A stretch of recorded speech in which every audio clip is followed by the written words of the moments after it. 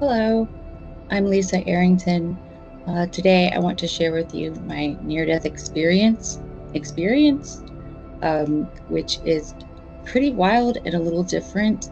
I have talked about it on as a guest on other podcasts. I've written briefly about it on my website, on my blog. It is included also in my book. And I've realized I have never actually talked about it. I've never just one-to-one shared the story. So that is the goal today. There's a lot to cover, so let's dive right in.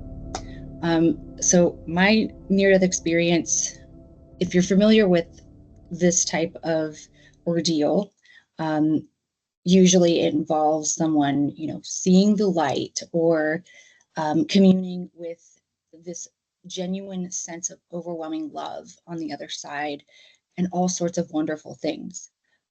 My story was a little bit different, not only in the actual what I remember of it, um, but also in terms of how it fit my life, the things leading up to it, and then how things unfolded afterwards, almost as if it was truly the divine at hand making this happen. And hopefully, through my story, you'll maybe see why. So this was back in 2016, at the birth of my daughter. She was breached, and she was also very little throughout the entire pregnancy. When she was born, she was only 4 pounds 7 ounces. She was supposedly born 3 to 4 weeks premature, but still, there's some debate over that. I went to a very highly recommended hospital. I live in North Carolina, so we have three of the nation's top hospitals right here in our vicinity.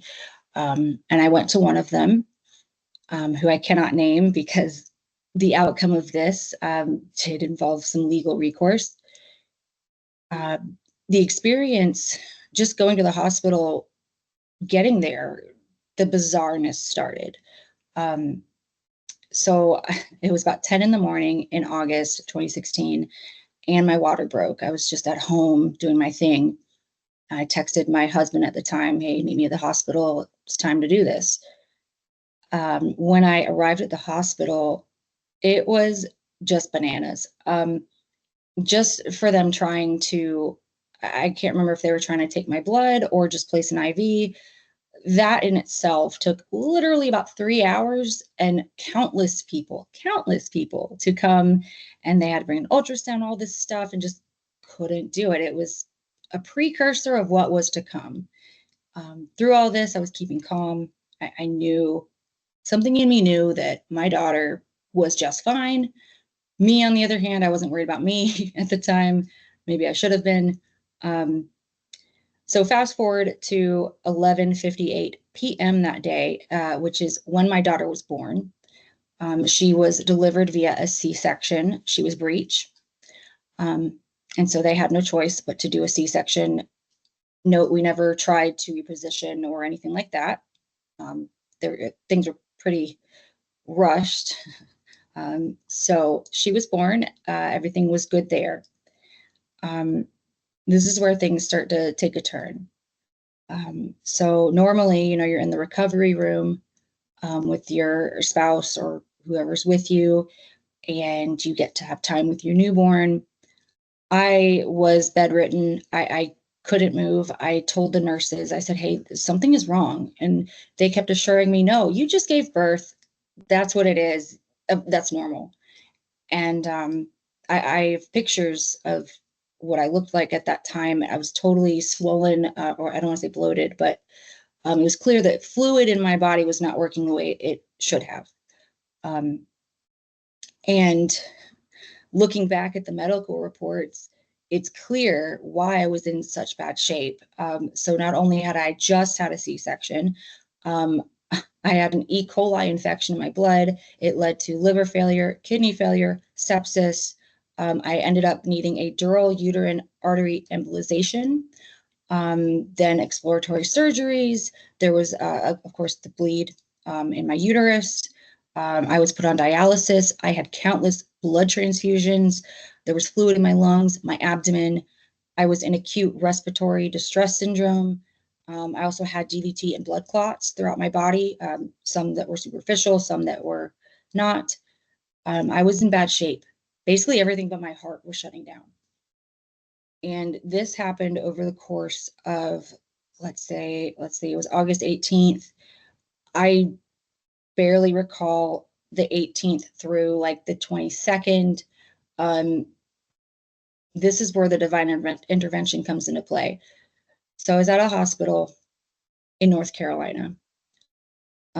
My husband's mother's sister worked as an OR nurse, I guess, in the OR of the liver transplant floor department unit, wherever it was, at UVA in Virginia. Now, the hospital in North Carolina would not release me just to anywhere, because your question might be, why didn't you just go to the other two hospitals that were down the street that are so great? Well, they were going based on the doctor's notes, which that's a whole other issue there. We'll cover that later. And so I had to be transported based on this one thing of she needs a liver transplant.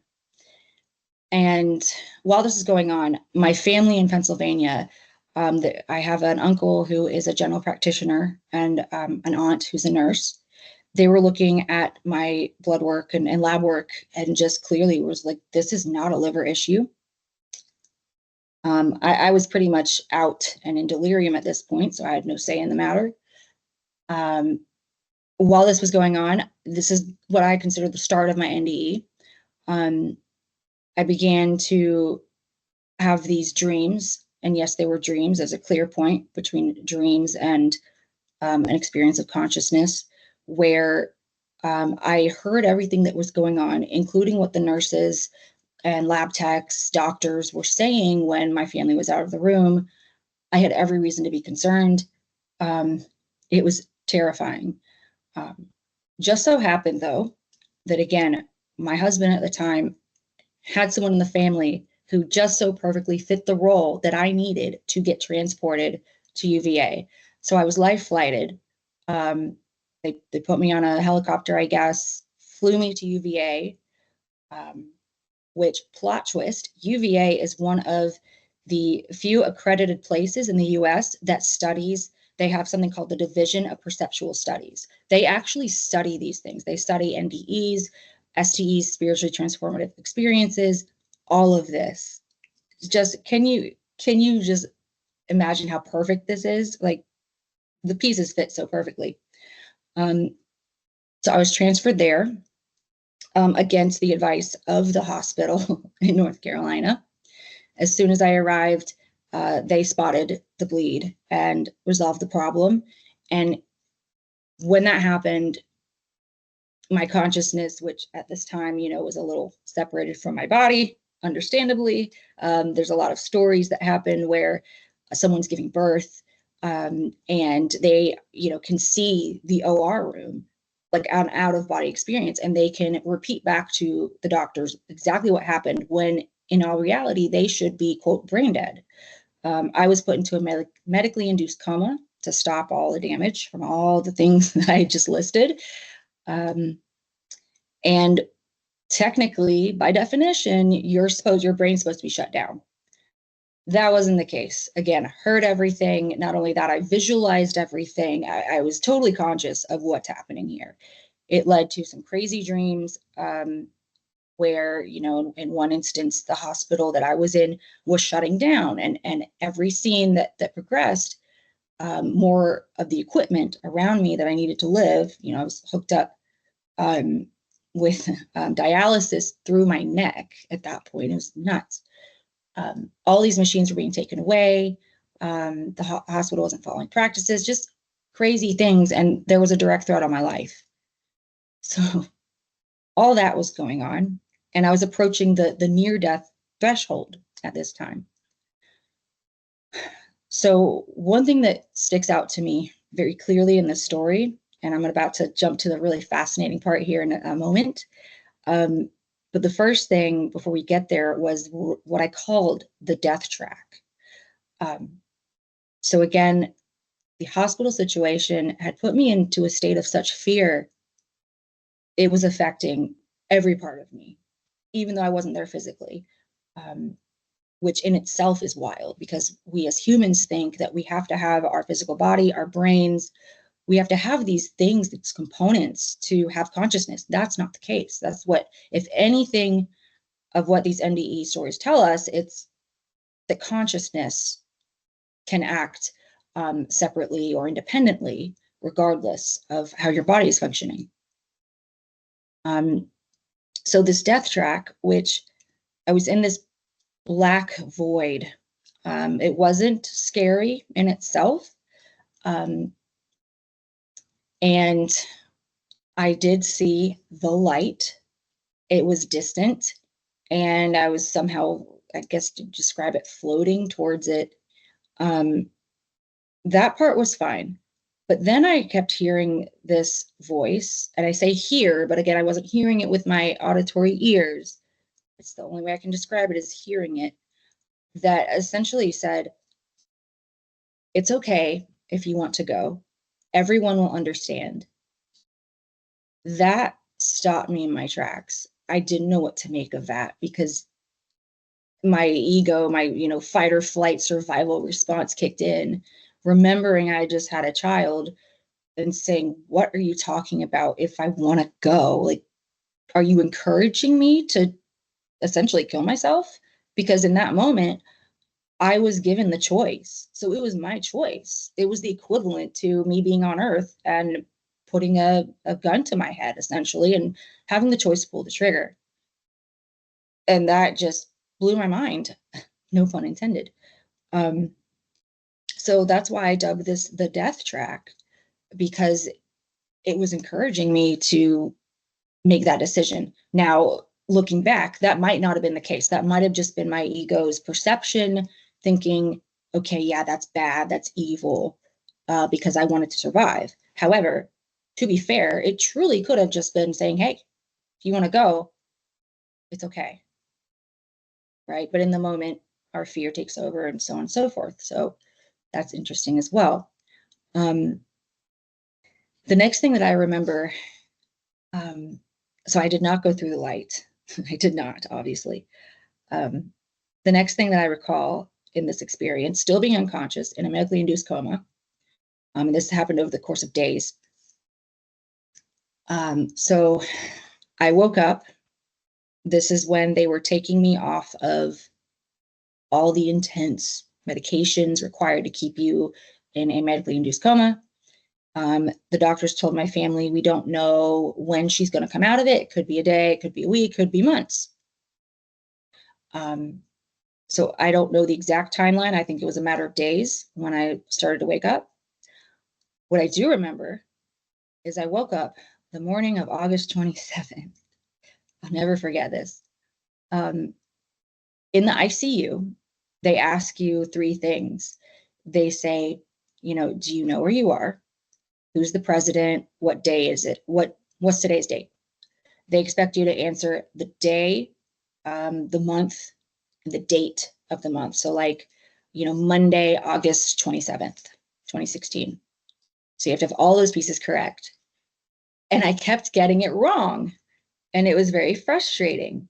And when I say kept getting it wrong, it's because the day kept happening over and over again. And essentially what happened was I found myself waking up on this day where a certain flow of events happened. I would wake up. My husband at the time was sitting right next to the ICU bed. My dad was in the distance, sitting in the small chair in the corner of the room. And my husband noticed that I was awake, and he'd lean over, and every time he'd say something along the lines of, hey, beautiful, and then reassure me that, he's there, everyone's there, everything's fine. And then he'd offer to show me pictures of my daughter, our daughter, since I was now hundreds of miles away from where our newborn was, hadn't even really gotten to hold her. And so that same scene kept playing out, because every time that I would drift off to sleep, which was often, again, just coming out of a medically induced coma and having so much damage and trauma to my body, I fell asleep quite a bit. And every time I'd wake back up, it would be that scene again, which isn't even the crazy part. I remember being outside of linear time. I remember the feeling and sensation of my consciousness coming into my body. But if you think about it, it wasn't my body, because the same time loop, the same date and point in time kept reoccurring. And for that to happen, what was basically happening is it was different possibilities in time. If you understand a little bit about quantum realities and the quantum foam theory, where it's kind of like if you're in the bathtub and there's bubbles, and there's a big bubble, and all little bubbles around it either combine with it or break off and branch apart from it, and anything that bubble touches, you can get to.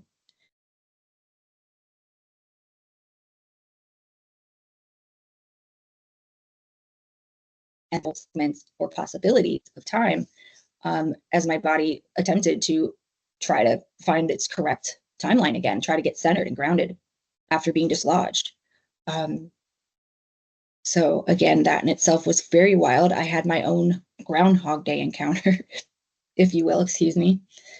And I'm looking through my notes here again, because this is so much. So while in this time loop, I immediately realized and recognized, as I, woke up a few times, I was conscious and remembered having woken up beforehand. I remembered experiencing this. I remembered my husband saying those words to me. I remember my dad sitting there. I remembered all of it. I will say that my perception was a little different each time. That could be, the drugs wearing the effect off. That could be many things.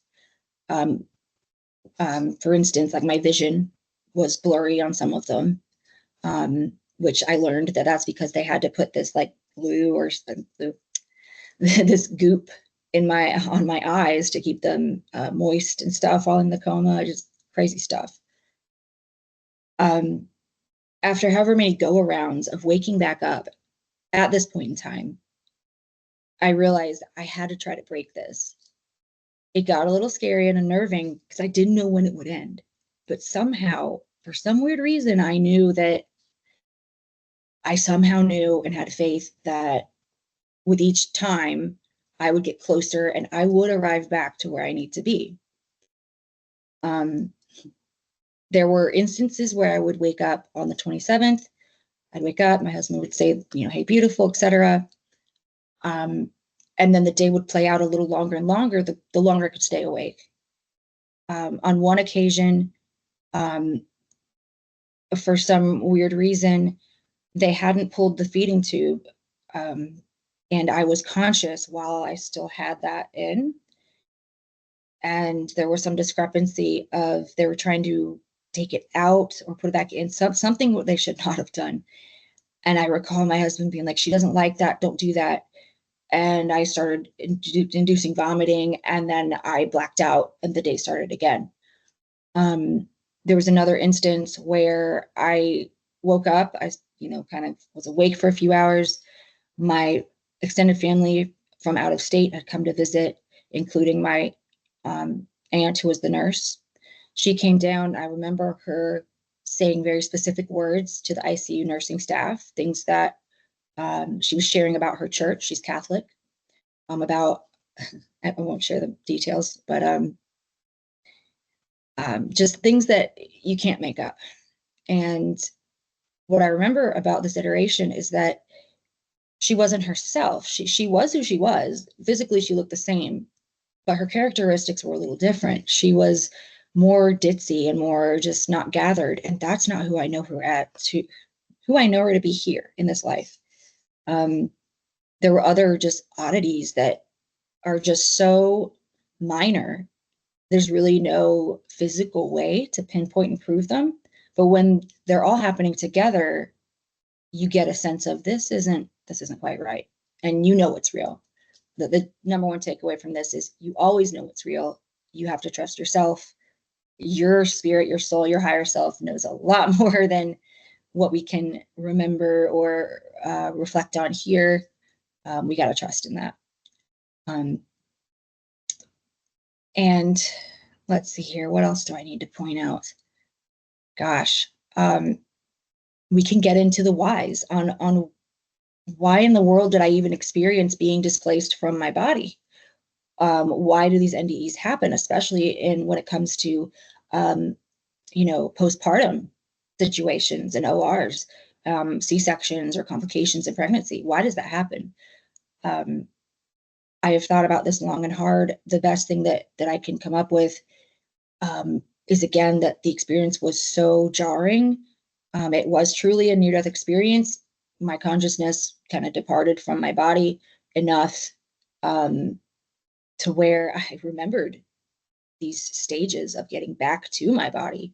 It could also be, if you believe in timelines, in the quantum field and possibilities, it could have been that my choices as I entered these new bodies, and even my choice to stay alive with the that void of darkness and the death track, when I made that choice, that in itself could have sent us on a new timeline, if you will.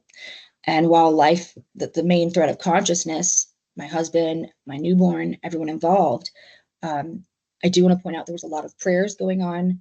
My family's very active in the church, Catholic and otherwise, Southern Baptist, non-denominational, spiritual, you take your pick. It was brought to my attention after, I recovered and could understand the countless, hundreds and hundreds of people who had been praying and flowing their intention and energy into my husband's, my daughter's situation. I do believe that played a role as well. And again, if you choose to explore these theories of reality and especially quantum physics and how these all bubble up and overlay perfectly with the NDE, STE kind of situations. If you look up UVA studies that they've done, the research they've published, IANS is another great organization. It's the International Association of Near Death Studies Division, something like that, which lo and behold, they're located in Durham, North Carolina, right down the road from me. Can it get any more perfect? Okay, there's so much here. I guess the last thing that I'm going to share, just to semi-last thing I'm going to share to sum this up, is the miraculous rate at which I healed. So the doctors, both at the hospital in North Carolina and at UVA, were telling my family this is going to take easily 3 to 6 months of an inpatient rehab. It's going to be a slow, hard recovery. Don't expect a normal life, like bad times ahead. What's crazy is within a week, I was up and walking on my own. I did have to relearn how to walk. I had to use a walker.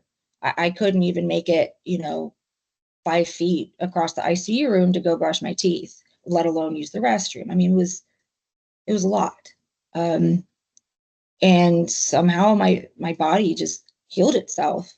It's not somehow, it was through a lot of different modalities, through a lot of effort, intention, belief, faith, etc. And it wasn't just the immediate recovery. There were things in my life that hadn't been healed in decades. And, it didn't take, let's see, this was 9 years ago now. A lot of these things are healed and have been for a long time. And I'm talking things embedded like in myself as a person, my character traits, the things that I've endured as a child, my inner child, so on and so forth. Also, I left the experience with a chronic medical condition that you're supposed to be on medication the rest of your life for. Well, about 4 years ago, the doctor said, hey, you don't need it anymore. You're good. Okay. And again, I encourage you to please look up instances of this type of healing. I know on the Gaia channel, they do a lot of work with that, the electromagnetism of the heart. They link that to the vagus nerve in the gut. It is truly wild. And again, that's the biggest thing that these experiences teach us. The last thing that I'll share to close this all out with, is again how this happened in the scheme of life and the circumstantial factors that were happening. So again, this is 2016. I got home, was in maternity leave. My child was okay. I went back to work. Not long after that, though, there was this huge awakening that happened. First off, huge tower moment, if you know what that is. Everything was shooken up. I was living in a state of fight or flight. I would wake up every morning, my heart just racing like a panic attack. No way to live. I mean, it's painful, physically painful.